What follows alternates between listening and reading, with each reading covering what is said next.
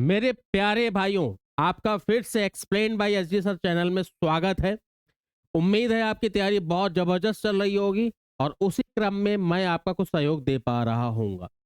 आगे जो भी आपके आगामी एग्जाम्स हैं, जो अपकमिंग एग्जाम्स हैं, वो चाहे सीजीएल के हों, रेलवेज के हों या किसी भी स्टेट में आप यूपीएसआई का दे रहे हो या बिहार पुलिस के एईडीओ का पेपर दे रहे हो, कहीं मतलब बिहार पुलिस और एईडीओ के पेपर्स अलग अलग है, तो कई सारे आप एग्जाम्स दे रहे होंगे और सभी की जो भी टॉपिक्स हैं मैथ्स के, उसमें मैं कुछ आपका योगदान दे पा रहा हूँ। अभी हम सीजीएल 2025 के आए हुए क्वेश्चंस की सीरीज को देख रहे हैं। उसमें से ही बहुत सारे क्वेश्चन आपके अपने एग्जाम में मिलेंगे ही मिलेंगे। क्यों नहीं मिलेंगे? क्योंकि चैप्टर्स वही हैं, कंसेप्ट वही है। ऐसा नहीं कि किसी भी स्टेट एग्जाम में या किसी और एग्जाम में कुछ अलग मैथ चली आती है। तो कंसेप्ट वही है, लॉजिक वही है, क्रम वही है। आपको बस अपनी कंसिस्टेंसी के साथ तैयारी करते रहना है।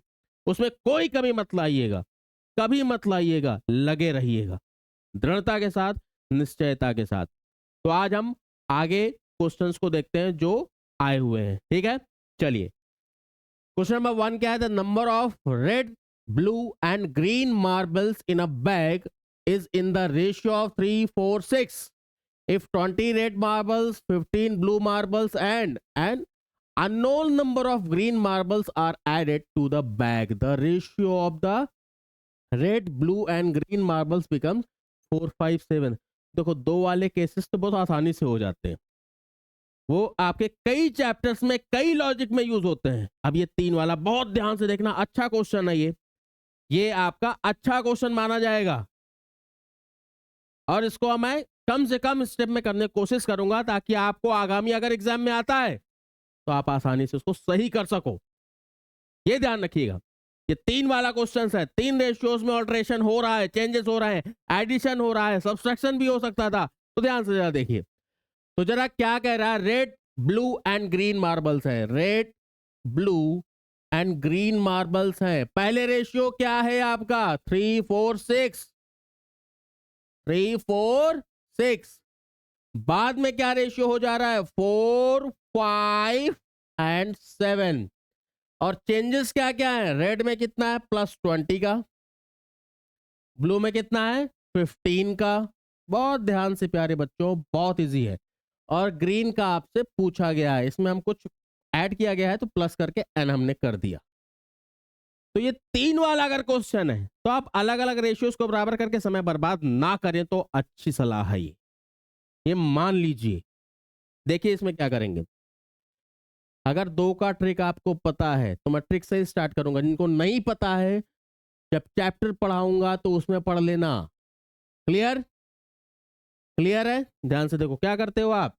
क्रॉस मल्टीप्लाई करते हो, रेशियोज का अलग और जो चेंजेस हैं उसका अलग। यहाँ कितना के 5 या 15, 4 चौको 16, 5 3 जा 15, 4 4 जा 16।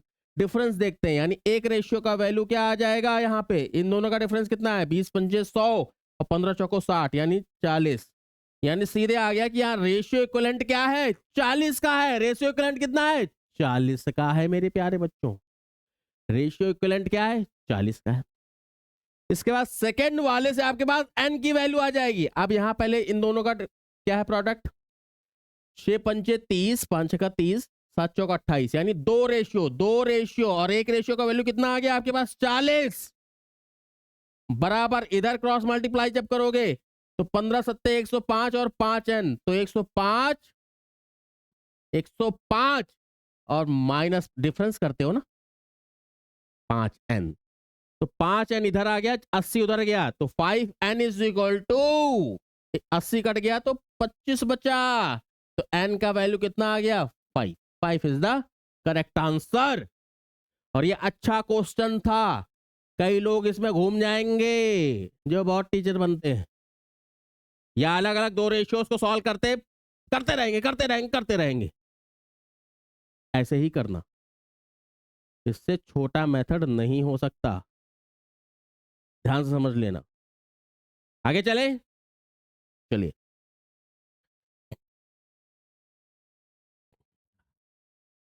अब क्या कह रहा है जरा देखिए। The ratio of boys to girls in a school is 7:5. 20 more girls join, new ratio becomes 7:6. Total number देखो, गर्ल्स ज्वाइन किया है, बॉयज ने तो नहीं किया, तो बॉयज के रेशियोज क्या होंगे? कांस्टेंट. तो यहाँ जैसे दिखाई दे रहा है ऑलरेडी कांस्टेंट दे रखा है, तो कुछ भी नहीं करना है, सीधे हलवा की तरह खा जाना है इसको. तो 7:5 पहले रेशियो था, 7:6 बाद में हुआ. बॉयज कांस्टेंट है, ये बॉयज का रेशियो है, ये गर्ल्स का रेशियो है. केवल आपको दिखाई दे रहा है गर्ल्स में एक रेशियो का इंक्रीमेंट हो रहा है, वो किसके लिए बराबर है? 20 गर्ल्स के. तो इनिशियल में 7 और 5 12 रेशियो थे. What is the total number of the student in the school initially पूछा गया 7 5 12 रेशियो बराबर 240 के. मेरे प्यारे नन्हे मुन्ने बच्चों, अगर बात का पूछता तो 260 हो जाता. मतलब ऐड होने के बाद, गर्ल्स ऐड होने के बाद टोटल स्टूडेंट्स कितने हो गए हैं?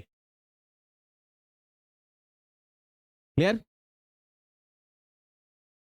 नेक्स्ट क्वेश्चन में चलते हैं, ये सब हलवे क्वेश्चन में टाइम नहीं देंगे हम. देखो, ए एंड बी इन्वेस्टेड 120,000 कह सकते हो, या 1,20,000 कह सकते हो. बी ने 1,60,000. ए 10 महीने के लिए रहा है, बी 7 महीने के लिए रहा है. What is the total profit if B shares is 16,800? तो प्रॉफिट एंड लॉस, ये पार्टनरशिप का क्वेश्चन है, सॉरी. पार्टनरशिप के हमने पिछले भी सीरीज में क्वेश्चंस किए हैं, और मैं बार बार बता रहा हूं कि पार्टनरशिप के लिए कैपिटल और टाइम ही जरूरी है. उनके प्रोडक्ट का रेशियो ही प्रॉफिट को डिवाइड करता है, क्योंकि यही दो फैक्टर्स हैं जो मूव कर रहे हैं इस चैप्टर में. प्रॉफिट ज्यादा होगा या ज्यादा शेयर मिलेगा जितना कैपिटल होगी, जितना टाइम इन्वेस्टेड होगा, तो दोनों के प्रोडक्ट के भी डायरेक्टली प्रोपोर्शनल होगा. क्लियर है? तो यहां पे कुछ नेम 0 0 को 4 0 इधर 4 0 उधर है, हम नहीं लेके चलते हैं इसको. तो ए और बी के जरा देखो, 12 इसको, और ये 10 महीने के लिए. दूसरा कितना है? 16 लिख दिया. ये कितने महीने के लिए? 7 महीने के लिए. काट लो जरा. 2 4 से कट जाएगा, 4 6 12, 4 चौके 16. ये 2 से और कट जाएगा, 2 पंजे 10. यानी 15 और 16, 15 और 14 के रेशियो में डिवाइड होगा. 15 और 14 के रेशियो में प्रॉफिट डिवाइड होगा मेरे प्यारे बच्चों. अब बी का शेयर दिया गया 16,800, यानी 14 रेशियो बराबर 16,800. अगर ध्यान से देखो, इसका 12 गुना है. थोड़ा कैलकुलेशन स्ट्रांग रखो, छोटे छोटे कैलकुलेशन के लिए बार बार सोचना ना पड़े आप लोगों को. 14 गुणे 12 आप करोगे तो आपको यही मिल जाता है. ठीक है, हो रहा कि नहीं? तो अब पूरा यानी 29 रेशियो बराबर क्या हो जाएगा? तो आप देखो, 29 गुणे 12 तो ये था, तो 1200 करोगे, 0 और 2 2 बढ़ाया, तो 9 दूनी 18. तीसरे प्लेस पे 8 होना चाहिए. 8 केवल इसी में दिखाई दे रहा है, और किसी में दिखाई दे रहा है नहीं?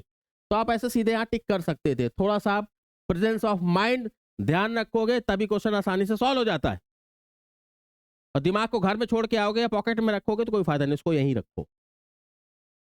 कई सारे क्वेश्चन आपको कम टाइम में सही समय में आप कर सकते हो, वही जरूरी है एग्जाम के लिए, आज के कंपटीशन के लिए. ठीक है, चलिए आगे करते. X Y Z invested 25,000, 35,000, 40,000 respectively. ये भी पार्टनरशिप का ही क्वेश्चन है. If the profit at the end of the year was 30,000, what is the Y share? और खतरनाक क्वेश्चन आ गया कि ऐसे ऐसे क्वेश्चन दिए गए हैं. रेशियो हम सीधे बना दे रहे हैं. पहला रेशियो क्या करना? 5 5 से काटा, ये 7 हो जाएगा, 5 8 40. ठीक है, पूरा कितना है प्रॉफिट? 8 7 15 5 20 रेशियो किसको दिया गया है? Total profit and of the total 20 ratio बराबर किसके है? 30,000 के. तो एक रेशियो बराबर किसका हो जाएगा? ये कट गया तो 1500 के. तो पूछा गया 7 रेशियो 15 7 105. तो ऐसे हलवा क्वेश्चंस आपके पास आते रहेंगे और आप आसानी से करते रहोगे, आगे बढ़ते रहोगे. क्लियर है? कुछ क्वेश्चन में नहीं था, आपको समझ में आ रहा है. क्लियर है? आ रहा है कि जा रहा है? आना चाहिए. ठीक है, क्लियर होना चाहिए, क्रिस्टल क्लियर होना चाहिए. चलिए आगे चलते हैं. A circular park having radius of 14 meter, if 1.5 meter wide path is built around it. देखो एक सर्कुलर पाथ है, ठीक है, एक वलय बन जाएगा, आप जिसको कहते हो वलय वलय वलय वलय वलय, ऐसा कुछ बनेगा ना। ये सर्कुलर पाथ है, इसका रेडियस कितना है 14 मीटर, और जो ये पाथ का चौड़ाई है ये 1.5 है। तो टोटल आप जानते हो, तो वलय आप जानते हो, सर्कुलर ट्रैक जो बनता है वलय आकार का बनता है, क्लियर है। तो उसमें आप आउटर और इनर रेडियस को यूज करके सॉल्व करते हो, तो क्या बनता है आपका, जैसे आउटर रेडियस क्या बन जाएगी, 14 में बढ़ा दो 15.5 का स्क्वायर माइनस, तो ये आपका देखो बड़े सर्कल से छोटे सर्कल को माइनस करोगे तो यही एरिया आ जाएगा, यही एरिया पूछा गया है आपसे। वेल यानी कुएं वाले क्वेश्चंस में भी ऐसे ही कुछ होता है, चबूतरा बनाया जाता है जब, तो ऐसे क्वेश्चंस को आप सॉल्व कर सकते हो बड़े आसानी से। अब यहाँ पे ये नहीं कि इसका स्क्वायर करो, इसका स्क्वायर, आप a square minus b square apply किया करो हमेशा वाले वाले को, इस टाइप के क्वेश्चंस में आप हमेशा ए स्क्वायर माइनस बी स्क्वायर क्या होता है, एल्जेब्रिक एक आइडेंटिटी है जिसको आप कह सकते हो एक्सपेंड करोगे तो ए प्लस बी इंटू ए माइनस बी होता है। तो इन दोनों का समेशन करोगे तो कितना हो जाएगा मेरे प्यारे बच्चों, 29.5, और डिफरेंस करोगे तो 1.5 ही रहेगा, क्लियर है। अब यहाँ पे देखो क्या है, यहाँ पे अप्रोक्सीमेट जब भी पूछेगा तो आप डिस्टेंस हम नहीं लगा पाओगे, अप्रोक्सीमेट मतलब पॉइंट्स में कहीं आ रहा होगा तो वहां पे डिजिटल सम नहीं, एग्जैक्ट वैल्यूज पे लगा सकते हो आप, यहाँ पे नहीं, तो यहाँ आपको गुणा भाग करना पड़ेगा। अब मुझे तो आंसर थोड़ा सा याद रहता है या कुछ अप्रोक्स, क्योंकि बच्चों ने पूछा था इसमें डिजिटल सम क्यों नहीं लगा पाए, क्यों, क्योंकि अनुमानित पूछा गया, अप्रोक्सीमेट पूछा गया है, नहीं लगा पाओगे, क्लियर है, एग्जैक्ट में लगा पाओगे। तो आप जब सॉल्व करोगे इसका 139 अराउंड कुछ आएगा, या आप खुद करोगे 139.07 समथिंग आएगा, आप सॉल्व कर लोगे, इसमें और कुछ नहीं लगेगा गणित भाग, ये करना ही पड़ेगा। आप चाहे 3.1 लेके सॉल्व करो चाहे जो भी, क्योंकि ऑप्शंस बहुत नजदीक है, 45 35 39 42 नजदीक है, इसलिए आपको प्रॉपर करना पड़ेगा। दूर दूर होता तो एक बार हम अप्रोक्सीमेट चलते कि ये आपका 7 से कट गया 0.2 हो गया, फिर अप्रोक्सीमेट अगर ऐसा होता है 139 है 160 है, बहुत गैप होता है, यहाँ 2-3 का गैप है, नहीं करोगे, करना ही पड़ेगा, क्लियर है। आगे चलते हैं। What is the central angle of a sector with an arc length of 10 centimeter in a circle of radius 5 centimeter? बहुत ही अच्छा मेंसुरेशन के सर्कल का क्वेश्चन है, जरा ध्यान से देखिए मेरे प्यारे बच्चों। सेक्टर क्या होता है, जब रेडियस और आर्क, ये आपकी आर्क है, टोटल आर्क को आप क्या कहते हो, सेंटर, टोटल आर्क को सर्कमफेरेंस बोलते हो। और आपको पता है, जिनको नहीं पता है एक बार ध्यान देंगे, आर्क को आप रिप्रेजेंट तो ऐसे करते हो आर थीटा, जब थीटा आपका 2 पाई यानी 360 डिग्री हो जाता है तो पूरी आर्क, 2 पाई आर क्या होता है, पूरी आर्क, पूरी आर्क मतलब सर्कमफेरेंस, पूरी आर्क का मतलब सर्कमफेरेंस। थीटा की जगह पे अगर 2 पाई हो गया 360 डिग्री, 360 डिग्री सेंट्रल एंगल हो गया तो पूरा सर्कमफेरेंस कवर कर लेता है। तो अब यहां आर्क कितना 10 सेंटीमीटर ही दिया है, यहां थीटा किस में आएगा, रेडियन में, 2 पाई रेडियन है, पाई रेडियन एंगल है, 360 लिखोगे तो अलग चीज हो गई। रेडियस कितनी है 5 और थीटा पूछा गया है, तो 5 दूनी 10, थीटा बराबर 2 रेडियन। रेडियन को स्मॉल सी से डिनोट करते हैं, स्मॉल सी से डिनोट करते हैं, समझ आया। ऐसे एक बहुत ही रोचक तथ्य मैं बताता हूं आपको, एक बहुत रोचक फैक्ट, बहुत ही इंपॉर्टेंट फैक्ट।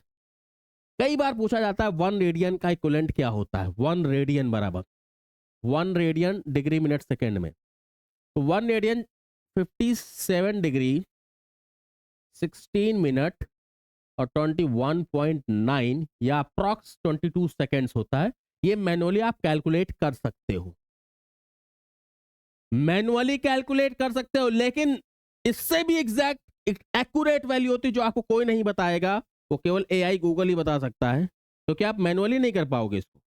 साइंटिफिक कैलकुलेटर्स होता है 57 डिग्री 17 मिनट 45 सेकेंड्स अप्रॉक्स। तो आपको मैं ये क्यों बता रहा हूं, जब 2011 में एसएससी का क्वेश्चन आया तो ऑप्शन में पहला वाला नहीं था, दूसरा वाला था, और ये मैनुअली पॉसिबल नहीं। अब यहाँ मैनुअली निकालने नहीं बैठेंगे, हम नहीं निकालने जा रहे हैं, निकालना पॉसिबल है, वो अब चैप्टर में पढ़ते हैं तब बताता हूँ। तो जब 2011 में ये क्वेश्चन आया, 2011 में आया हुआ है, 11-12 में आता रहा है, 1 रेडियन डिग्री मिनट सेकंड में क्या होगा। तो वहां जब आया तब मैनुअली बच्चे जब सॉल्व कर रहे थे, जो कुछ जानते थे बेसिक अच्छे से, तो वो यहीं तक पहुंच सकते थे। ये तो तब आप निकाल सकते हो जब साइंटिफिक कैलकुलेटर, जैसे पाई का वैल्यू 3.1416 समथिंग लेके कितने डिजिट तक कैलकुलेटर ले सकता है, तब ये एक्यूरेट वैल्यू आएगी। तो एग्जामिनर को भी लगा, क्या बच्चों के पास कैलकुलेटर होता है? नहीं होता है, फिर ये वैल्यू क्यों दी गई? पागल था क्या एग्जामिनर? फिर जब आगामी एग्जाम्स में ये क्वेश्चन दोबारा आया, तब ये ऑप्शन दिया गया, क्योंकि इसको आप मैनुअली कैलकुलेट कर सकते हो, पाई की वैल्यू 3.14 लेके, ये नहीं कर सकते थे। लेकिन कभी आपसे पूछे मोर एक्यूरेट वैल्यू कौन सी है, ये है। मैनुअली कैलकुलेटिव कैलकुलेबल कौन सी है, ये है। दोनों याद रखो, अच्छी बात है, जहां जो काम आ जाए आपको, ठीक है। तो ये फैक्ट बताना जरूरी था, आगे भी आ सकता है, आप बता दोगे। अब क्लियर है, आगे चलते हैं। A car travels 0.875 kilometre in 1 minute, how far does it travel in 1 hour 45 minute. अब एक चीज प्यारे बच्चों, ये बताओ, क्या ये गुणा भाग करने वाले क्वेश्चन भी नहीं कर पाओगे? जैसे देखो 0.875 1 मिनट में, तो ये 1 घंटे 45 यानी 60 40 105 मिनट में कितना? अब देखो ये एग्जैक्ट आंसर होगा, तो यहां पे आप डिजिटल सम लगा सकते हो, लेकिन इसमें डिजिटल सम भी नहीं लगाने की जरूरत नहीं। देखो यूनिट प्लेस पे क्या आएगा, 5 गुणे 5 25, 5 ही आना चाहिए, बाकी किसी में है ही नहीं, तो आप आंख मूंद के चेक कर सकते थे इसको। लेकिन अगर इसमें डिजिटल सम लगाना था आपको, तो आप डिजिटल सम भी लगा सकते हो। कैसे, जरा देखो, 8 7 15 5 20, यहाँ का 2 हो गया, पॉइंट से मतलब होता नहीं हमें, 5 और 6, 6 दूने 12, 12 का मतलब डीएस कितना आ गया, 3। अब चेक करो क्या इसका डीएस 3 है, 9 हटाओ, 1 और 8, 9 हट गया, 7 5 12 यानी 3 है। और का चेक करके देखो, 9 हटा दिया, 5 और 9 हटा दिया, 7 6 13, इसका 4 है डीएस। 9 हटा दिया, 5 और 9 हटा दिया, इसका 8 है डीएस। 9 हटा दिया, 5 2 7 2 9 हटा दिया, इसका भी 8 है डीएस। तो आंसर इज 1। तो यहाँ ऑप्शन सेटिंग बहुत ही घटिया थी एसएससी की, तो एडुकेटी की आप कह सकते हो ये ऑप्शन सेटिंग बहुत घटिया थी। कुछ क्वेश्चन तो बहुत अच्छे दिए हैं, ऐसी बात नहीं है, टीसीएस का ज्यादा अच्छा लेवल माना जा सकता था। लेकिन आगे देखते हैं कि आगे एग्जाम्स में कैसा लेवल देता है, कॉम्पिटेटिव इन्वायरमेंट बना के रखता है, वो जरूरी। ठीक है, तो इजी क्वेश्चन था, आप कर लोगे इसको। देखो, a car covers 40% of a certain distance at a pace of 20 kilometre per hour and remaining at 30 kilometre per hour, what is the average speed of the entire journey. ठीक है, अब यहाँ पे देखो बोल दिया गया 40%। अगर यहाँ पे 40% का यूज नहीं करता, तो आप सीधे जानते हो 2xy/x+y एवरेज स्पीड में लगा देते थे ना। और 20 30 कई बार पूछा गया है, 2 गुणे 20 गुणे 30, 1200/50 यानी 24। बहुत लोग टिक करके आए होंगे, जो नहीं समझते होंगे 40% का भी कुछ मतलब है। 40% का मतलब है यहाँ पे। अगर ऐसा होता बराबर दो दूरियां ऐसे ऐसे, मतलब कुछ दूरी गया उतनी दूरी वापस आए, तो बराबर दूरी रही, 20 से गया 30 से आया, तो 24 हो जाता।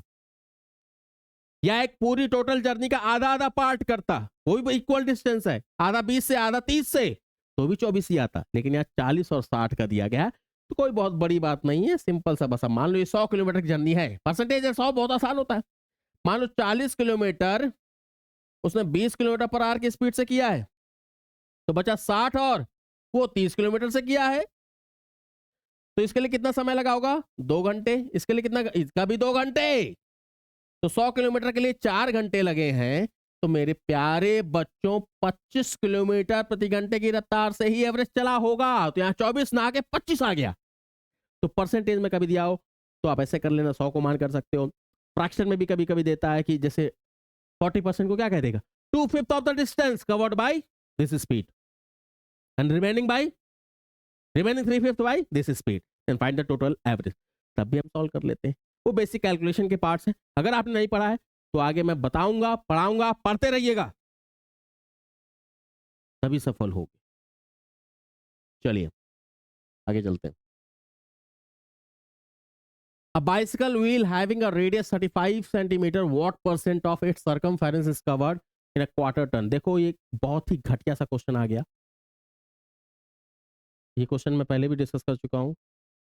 जरा ध्यान से देखो, अगर यहाँ पे हम इसको क्यों यूज करें, इसका कोई यूज ही नहीं है मेरे दोस्तों। क्वार्टर टन, आधा चलेगा तो 50% कवर कर लेगा, क्वार्टर चलेगा तो 25% कवर कर लेगा, पूरा टन कर लेगा तो 100% कवर कर लेगा, तो क्वार्टर चल रहा है तो 25%। यहां बस आपका mind level, presence of mind check करना चाह रहा था कि आप पूरा सरकमफरेंस निकाल के क्वार्टर चलाते हो। सीधे समझ गया कि क्वार्टर चलेगा जब पहिया जब चलेगा मेरे दोस्तों, यहां से यहां तक क्वार्टर है सपोज, आगे चला तो इतना ही कवर करेगा पूरे सरकमफरेंस का, ये दैट इज 25% ओनली। क्लियर? चलिए, आहा, लाइन, रेखा जी आ गई है यहाँ पे, तो हमें आदर और सम्मान के साथ इनको सॉल्व करना है। The line y is equal to mx plus 5, ठीक है, ये इंटरसेप्ट फॉर्म है, y इंटरसेप्ट फॉर्म है ये, ठीक है, y एक्सिस में ये 5 क्या है, इंटरसेप्ट है। आगे चलो, जब चैप्टर चल रहा है अभी, तो ये इंटरसेप्ट, ये y में 5 है ये। चलो यहां हमें इससे मतलब नहीं था, यहां हमसे पूछा क्या, passes through 1,8, find m means slope, m बराबर tan थीटा भी होता है। tan थीटा का रेंज माइनस इनफिनिट से प्लस इनफिनिट कुछ भी हो सकता है, ठीक है। तो अगर पास कर रहा है तो x के प्लेस पे 1 रख दो, y के प्लेस पे 8 रख दो, बस इतना ही करना। तो y बराबर m, x के प्लेस पे क्या 1 रखना है प्लस 5, तो 5 बराबर इधर 5, 8 माइनस 5 3, m बराबर 3 आ गया। आप ये मत सोच रहे 3 का आ गया, 3 ही रेडियन में आया होगा मेरे दोस्तों। m बराबर क्या होता है, tan थीटा, थीटा डिग्री में हो सकता है, tan थीटा का वैल्यू रेंज क्या होता है, माइनस इनफिनिट से प्लस इनफिनिट, ओपन ब्रैकेट।